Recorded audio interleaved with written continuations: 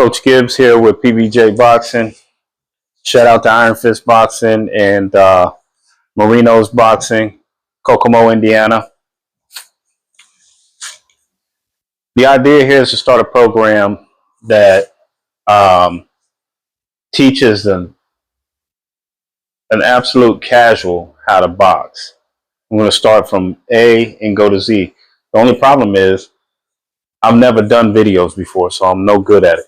But if you stick around and bear with me while I'm learning this, the videos qualities and all of this will probably get better, and you'll learn something. You know, my coaching staff and I, we know enough to, you know, build champions.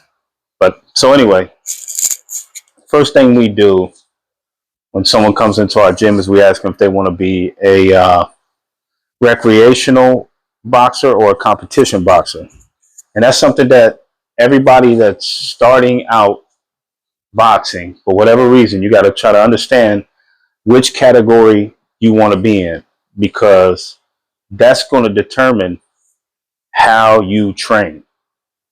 If you want to be a competition fighter and you're trying, your ultimate goal is to be a world champion, you got to have a different mindset than a guy that just wants to be the toughest guy in the bar, you know. So really think about that and then make the decision. And when you do, understand that becoming a world champion is a lifestyle. It's not just 3 days in the gym for a couple hours. These guys put 6, 8, some of them eat and sleep in the gym. So if you ever want to have a chance to compete on that level, you have to do the same or more. You got to make that decision, because most coaches are they don't say it, but most coaches are biased and they choose their fighters accordingly to those bias, you know. So, and I'm one of them, to be honest with you. If you come in and you're messing around, I see you're not going anywhere, you're going to get casual training. I'm probably not going to pay a whole lot of attention to you. And take these work gloves off, messing up already. So when you decide that you want to be a competition boxer, there's going to be a rigorous, crazy 6 months ahead of you. And it's going to get easier, but you got to understand those 6 months are going to be knock down, drag out training. You're not going to get a break. You're not going to like it at all. If you start boxing as a competition boxer and you enjoy your first 6 months of training, you're not doing it right. So let's start off like this. We're going to talk about the stance first. And I'm going to try to give you guys the science. You know, my mind doesn't work like it used to. But like I said, if you bear with me, I'll drop some jewels here and there. They'll just come out, you know, randomly. So you got to kind of tune into the whole thing. But it's just because I'm used to, 20 people in the gym, and you got to talk to each one about something different. So laying it out in a thesis is not my strong point. So like I said, as we get better at the videos and I understand more of what I need to focus on, we'll get there. But anyway, I want to get you guys started on the stance. The stance is another decision you have to make. And a lot of it's made for you in biology, but you're going to have a lot of coaches tell you that you can switch up and you can train to be a lefty when you're born a natural righty. And that's all fine, but I'm going to give you the science and let you decide. So the thing is, the stance turns you into a one-sided fighter. So either you're going to have a strong side on your right, or you're going to have a strong side on your left. So, and what we call that is orthodox is a right-handed fighter and southpaw is a left-handed fighter. So basically, if you got a strong right hand already by nature, you've been throwing rocks with it, all this stuff you've been doing your whole life, shooting hoops with it, you're a righty. And that would, under normal circumstances, like I said, without being influenced by, you know, the numbers and the odds with the left, you know, southpaws having better odds and all that. You need to make a decision. Do you want to power? You have your power back here, or do you want to put it up front and then train a new power hand? So basically, the science behind that is you're going to put your left foot forward if you're a right-hand fighter, which is orthodox. Left foot forward. As you can see, if you can see the ground, I'm not sure, I got to check my video. My right foot is slightly pointed out this way, and my left foot is straight at the target, which I'm pretending the camera is my target. So my left foot's pointed at my target, my right foot is pointed slightly this way. And what the object is to be able to get your balance on point. Learn to be able to move without losing balance to either side, or losing balance when you slip or when you turn a punch. So getting used to being in this stance is going to be absolutely imperative. You have to do it daily. Work every move that you work from this stance. And I'm going to stop you if you think that you're going to be ambidextrous. If you're not born ambidextrous and you don't have equal coordination in both hands, don't fake like you do, because it's going to hurt you, not anybody else but you. So trying to show off and act like you Terrence Crawford is going to get you nowhere in competition boxing. The reason is, if I'm an orthodox fighter and you're a converted southpaw fighter, and I'm going to turn a little bit this way so you can imagine my opponent right here. If he turns southpaw, meaning his right leg will be forward and his power hand will be forward. So his power is right out in front of him. My power is back here. It's cocked, ready to explode. So when I move in close combat, what we call the danger zone, when I move into the danger zone, I've got a bomb cocked, ready to go. It's ready. It's here. I put a couple bugs out here, and then boom, I turn my bomb. Whether I throw a hook, uppercut, or a cross, it's going to be my power, generated from the ground, turned into and delivered on lock power. So we look at our opponent. Is he going to have the same advantage if he moves into the danger zone? Because we're both going to be there at the same time. So as I'm throwing my power, his power will be smothered in front of him, because I'm too close for him to get a good leverage on it. And he doesn't have true power back here, because that's not his true power hand. So he's limited to the type of punches he can throw, and he's limited to the type of torque that he can put in those punches. As you grow and you learn how the punches look and how you have to put your body into it, it'll make more sense. But just trust me on this one. He's going to have a disadvantage at close combat, because anybody that's been in there and feeling punches knows what a man's power feels like by the 20th punch. Let's just say that. So when you start feeling, you go, oh man, this dude ain't got no power in his left hand. Now you have just created a problem for yourself, because this guy's not going to respect you now. Now he's going to turn up on you, and you got no true power in that left hand that you put back there. Now, some people will tell you that you can train your left hand. If you're right-handed, if you're true orthodox, you can train your left hand to have good power. And that's true. But this whole thing of being a world champion is based on time and effort. So is it more valuable to waste your time and effort on converting yourself, because that's going to be a major setback? Or is it better to just go forward with the hand that I'm blessed with and just master it?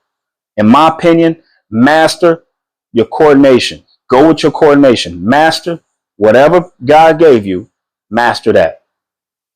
If you right-brained or left-brained, master whatever you got. And then, as you get in further into your career, you can make that decision, because you'll be able to fill it out for yourself, and it won't be too late. Because if you start early and you you try to convert yourself and you ain't good at it and you don't put the right time and effort into it, your career is over. This is a bandwagon world now. All these guys want to see the man with a zero. If you've been defeated, there goes half your fans right off top. So the main thing is to try to be a perfect training and dedicate it. Don't waste any time. So you guys probably all played what is it, Undisputed? You see how they laid it out. That's as almost as realistic as you can get in the boxing world. You got a limited amount of time to make it all happen. So anyway, I'm orthodox, so I'm going to show you guys from the orthodox perspective. If you're left-handed, you're a southpaw, then you do the opposite of what I'm doing. So with my stance, and I'm going to pause the video right here and check how far down the camera goes. Okay, so we're back. Now, I'm going to start off. I'm going to give you guys some rules too. Look, these are my rules from my gym. Always wear your mouth guard. It's obvious, man. You don't want to be missing teeth, and you want to get used to it. So the more you have that mouthpiece in, the more you get used to breathing with it, the more you get used to the discomfort that it brings, and just the more that your jaw, the more you chew on it, the more your jaw tightens up, the better you can take an impact. Just keep it in there all the time. Stay chewing on it. Don't be afraid to get a big mouthpiece and make sure that it's one that you can chew on without your teeth touching each other, and chew on it while you're fighting. Chew on it while you're sparring. Chew on it while you're hitting the bag. Chew on it while you're lifting weights. Chew on it while you're walking around town, even when you ain't in the gym, if you want to. But always keep that in. And another thing is, always wear your headgear in the gym. If you don't always wear it 98% of the time, because you see these boxers late in their careers who are retiring with brain damage, and they're having a hard time. Look at me, having a hard time gathering my thoughts. I was one of the hard-headed ones too, because you might only have, even if you have 50 professional fights, that's nothing compared to the tens of thousands of sparring matches you've had. The damage happens in the gym, in the sparring matches. Usually doesn't happen in the ring. If something dramatic happens in the ring, then yeah. But most of the time, the accumulation to your body happens in the gym. Protect it. Wear the headgear. The headgear is uncomfortable. It restricts your vision, and it protects you. All three of those things are perfect for training. You want to be uncomfortable. You want to have restricted vision when you're training.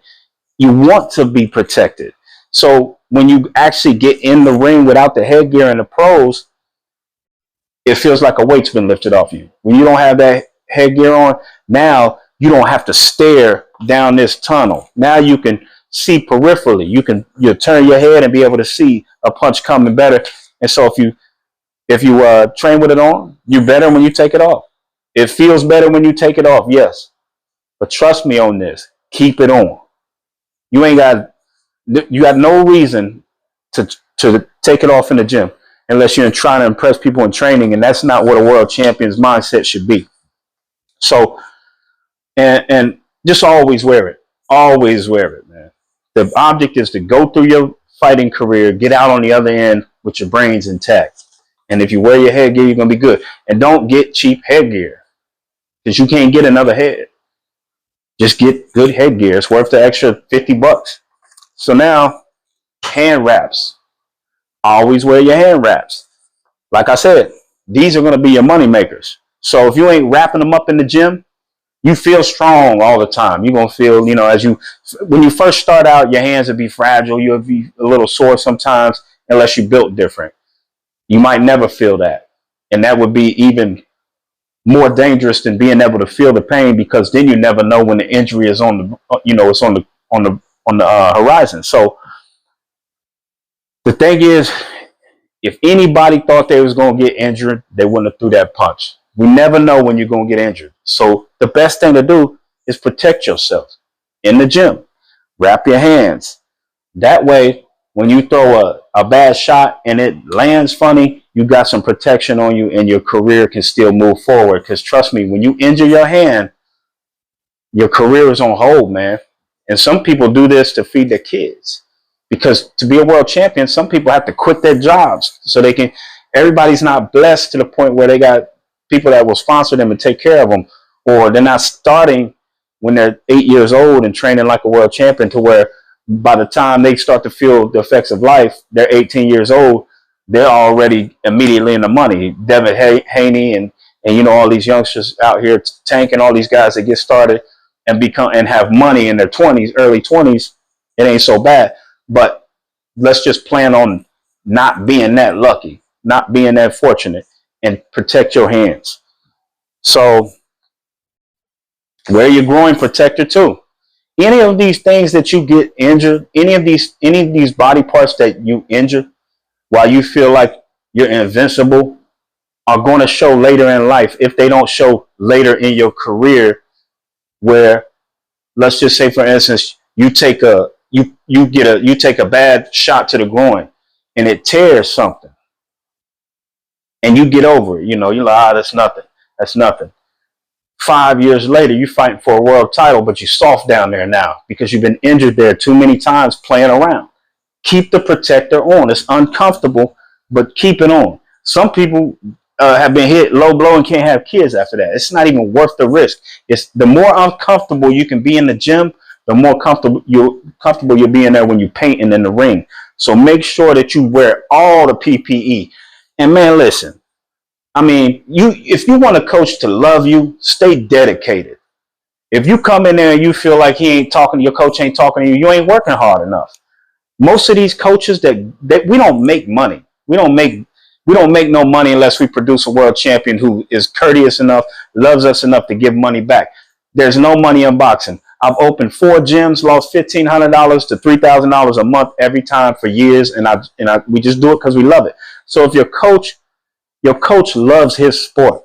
If your coach is paying attention to you, you're doing something right. If he's talking to kids over you, you ain't showing him what he needs to see. So turn up, get it together, become a unit that he can work with. Put in the homework, man. Put in the homework if you want to be a world champion. You can't just come to the gym and think that you're going to learn everything you need to know that day and go home and just be okay and then sleep and come back to the gym whenever you come. Go home with it on your mind. You go home and work your jab against the shadow on the wall. When you just put the ultimate lifestyle effort into it, because if you don't, you are not in the league with these other guys that do. I don't care what kind of blessed talent you have. Your chances are really, really bad if you don't dedicate yourself to it. If you do, time has no real effect on you. If you take it serious, you'll run across the fighter that's been fighting for 7, 8 years in your first year and beat him. And the reason is because you dedicated. He's been in the gym 7, 8 years, talking to everybody, having a good time. And he's been in there for 2 hours a day just so he could tell his friends and his girlfriend he's a boxer. And you've been in there grinding 7-hour shifts, 8-hour shifts. I got boxers that come in here and they at 6 in the morning and not in here, but in the gym. But sometimes in here too. But I leave and come back hours later. Then went to another state and they still training. Those are the guys that you'll see them. Action Jackson, Bam. Shout out to Yasin in Arrington and Bam Bam, Iron Fist Boxing. You'll see these guys. You see these guys come to the events and they get all the praise. Starts in the gym. Put that work in, man. If you want to be the toughest guy in the bar, that's easy. You come in 3 times a week, we'll make you the baddest man in the bar until you run into one of the competition fighters anyway, which they probably won't be in the bar. So let's get to it, man. If I forgot anything, I'll try to pick it up. Just stay with me. Let me get these videos rocking. Let me get an understanding of this so we can do this, because I know how to make a world champion. I'm going to show you. So anyway, with the stance, you're going to get conflicting, depending on what coach you talk to, you're going to get conflicting interest in how you stand. Some coaches are going to tell you keep your legs shoulder width apart. That's fine. But I'm gonna take a pause again on that. I want you to understand that that's how you should be at your resting state, shoulder width apart. This is me taking a break when I'm fighting. If I'm moving around and I got my feet shoulder width apart, that's the easiest, the most relaxed I'm going to be. Okay. So what I'm saying is, as a boxer, you don't get a second, save the 60-second breaks at the end of the 3-minute rounds. You don't get a chance to take a break. You don't get a chance to call timeout like Tank just did in this last fight. That won't work for you. When you take your breaks is when you are standing just like this. When a guy gives you a second, this is you healing. This is you taking a break. You work out hard enough, and you will get your second wind on the move. Your body will learn to heal itself and regenerate, or not regenerate, but re-energize on the move. So if you work out on 100% all the time, when you in here, you going 100%. When you drop down to 70, your body starts to fix itself. It says, all right, I got a little room to work. I'm going to go ahead and fix myself. So if you're breathing right and you're working out hard enough, your body will repair itself as you are fighting. This is how you take your break. Now, what I said all that to say this: the shoulder width apart thing is a fundamental. But anything I teach you fundamentally can be twisted to your own style. Everybody's body is different. Everybody got different bone structures, different bones shaped different ways, different range of motions, different hip flexing. Everything is different. So for me to tell you that you need to have your legs 2 inches apart from that's not, you can't do that as a coach, because like I said, everybody's different. So just know this is a fundamental, and any fundamental that you take, make sure that you understand it's the foundation, and you can break most of the rules that we teach you, but you got to know when and how to do it. You can't just go in there dropping your hands and just fighting because you can move your upper body better when your hands are down because the weight ain't up top. Everybody understands that as a pro, that when you drop your hands, you can move your upper body better. But you got to know when to do that, because if you're in the danger zone, you're not going to make it. But you can break that rule. You don't have to have your hands up 24. You don't have to have your hands up 100% of the fight. You can drop back, rest, and move around, of course. So you can break a lot of the things that we tell you, but knowing when to do it is what is very important. And it's going to take you a while to figure all that out. So as you're going through the amateurs, just keep your hands up, do the fundamentals as you're going through the amateurs. But I'm still going to tell you, shoulder width apart is fundamental. But when I want to attack somebody, shoulder width apart doesn't work if I'm attacking from a distance other than my range. So if I'm here, I can pop you. Obviously, I pop you with just a turn. But if I'm here and I try to pop you, there's only one way to get to you, and that's to move forward. And to move forward, I have to either take a step or I have to launch. So the best thing to do when you're trying to strike somebody is to launch. That's the fastest way to get there. Launch. So you can launch from shoulder width apart, but it looks like that. When you want to get that shot on a target that's out of range, where he looks like he's safe, he doesn't feel like he's in the danger zone, but you want to tag him real quick, show him a different angle, get him a different understanding of what type of fighter you are, get inside his head, you launch. So when you launch, if you watch my back leg, I kick it back. I'm already in a better aerodynamic state. I don't know if that works, but let's just say aerodynamic for now, because now I can dig this back leg in, push off of it, and get there quicker. If I'm standing straight up, I don't have the angle right. I can't launch off it if I'm standing like this. I'm putting pressure on that. It's pushing me off the ground. If I'm at the right angle on my launch, it's pushing me across the ground. So you want to be when you get into launch mode, you sneak that leg back, sneak it back, and then launch in. The greatest fighters that you see out here now, they know that move. You can't just go into launch mode, though. I don't want you to just think you can just stand like this, because any other fighter knows that guy's getting ready to try to make a move and he can counter that. So understand, you got to have them shoulder width apart according to the fundamentals, but you can break it at some point. Now, you want them shoulder width apart, knees always bent, always.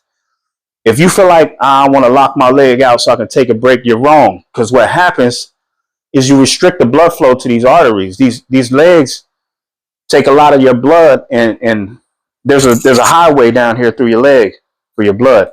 And when you lock your legs out, it puts pressure on you can actually feel it.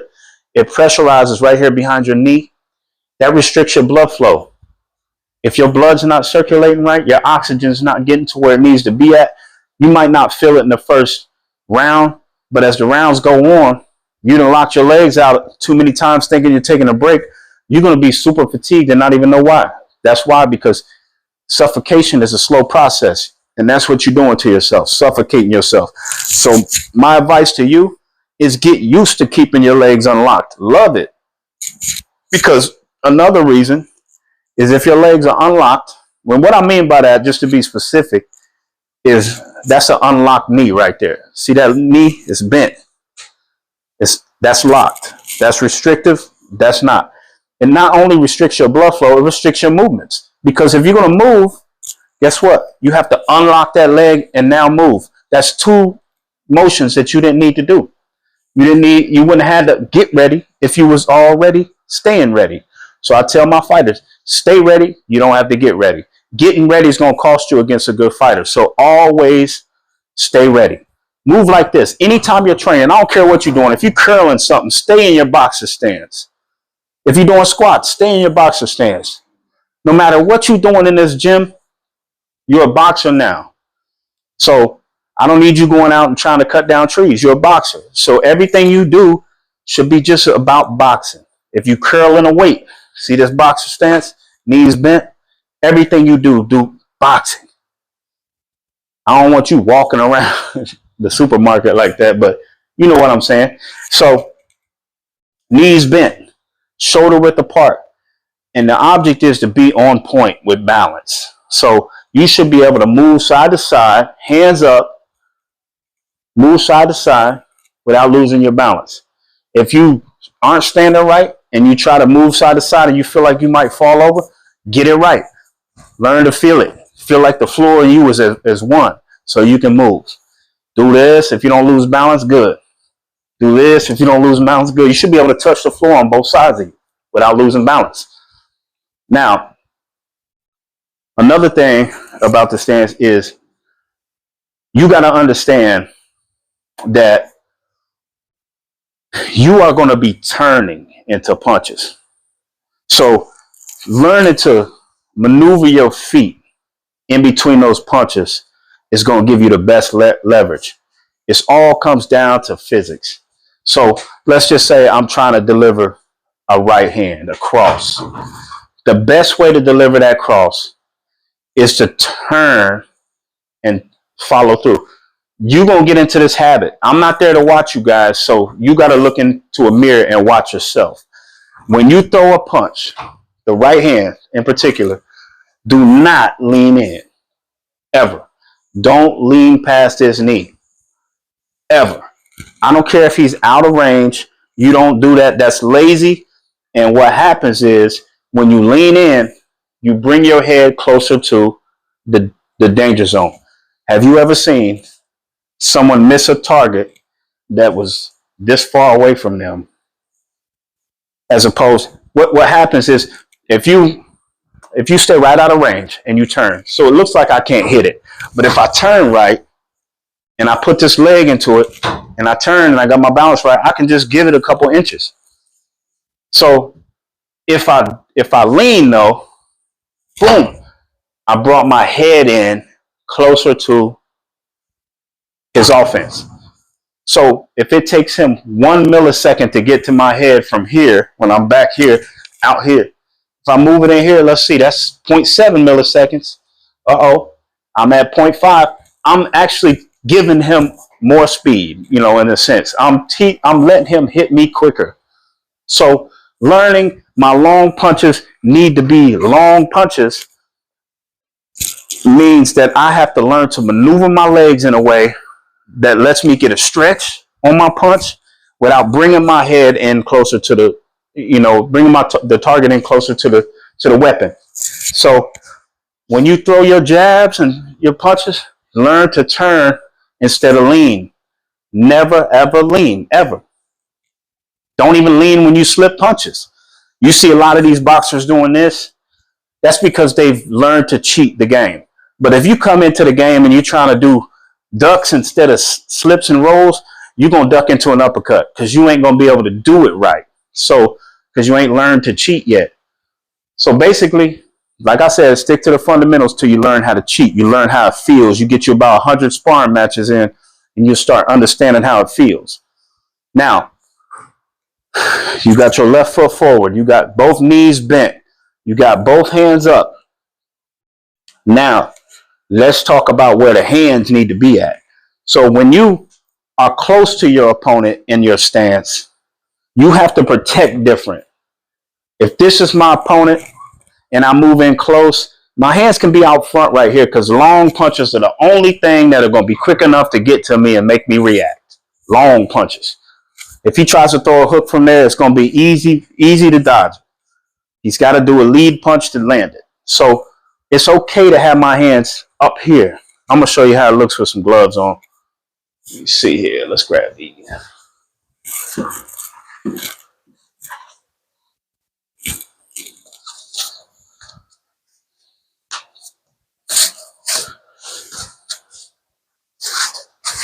Give you guys a little bit more of the science real quick.